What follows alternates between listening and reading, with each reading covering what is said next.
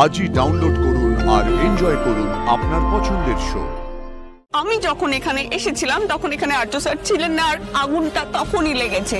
যারা এটা করছে বা যে এটা করছে সেই ডিএনএ স্যাম্পলটা মিলিয়ে দিয়েছে কিঙ্কর স্যার।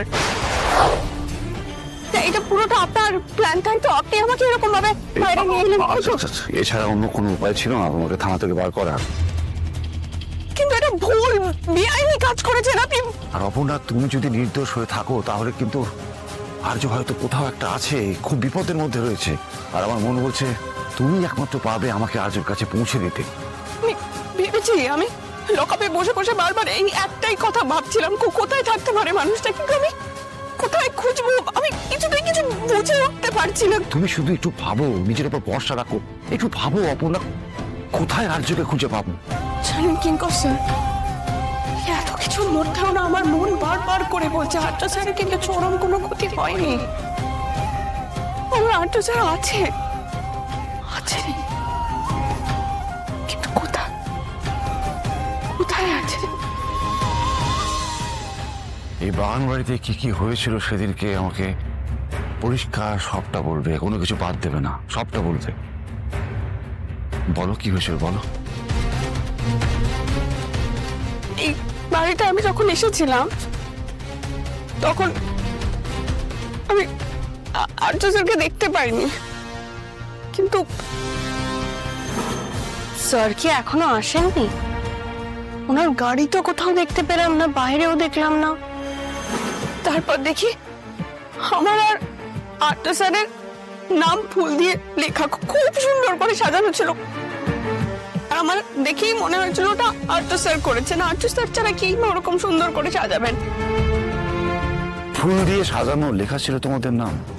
হ্যাঁ স্যার, ফুল দিয়ে। তারপর আমি ভেতরে গেলাম, ওনাকে ডাকলাম অনেকবার করে, কিন্তু কোনো সারা শব্দ পাইনি। দরজা খোলা ছিল? হ্যাঁ, দরজা খোলা দেখেই তো ভেবেছিলাম উনি বোধহয় নিশ্চয়ই ভিতরে আছেন, তাই আমি ভিতরে গেলাম, অনেকটা গেলাম, কিন্তু দেখতে পাওনি?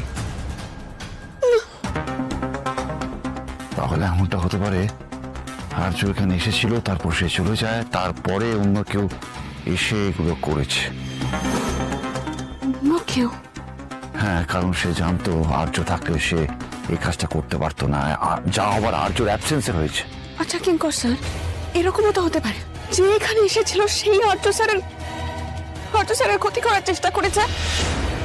হতেই তো পারে, বলুন। হ্যাঁ, হতে তো পারে। হয়তো যে করেছে সে প্রথমে আর্যকে সরিয়ে নিয়ে চলে যায় কোথাও, তারপরে আগুন লাগায়।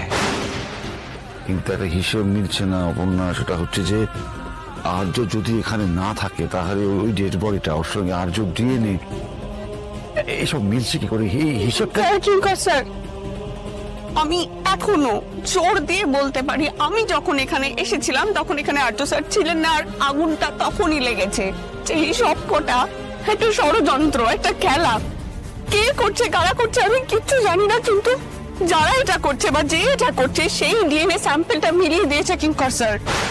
আর্যর তো শত্রুর অভাব নেই, অনেকেই ওর ক্ষতি চায়, কিন্তু আমি বুঝতে পারছি না এটা কোন শত্রু যে আর্যর পিছনে কাঠ খড় পুড়িয়ে লেগে পড়েছে ওর ক্ষতি করার জন্য। কে?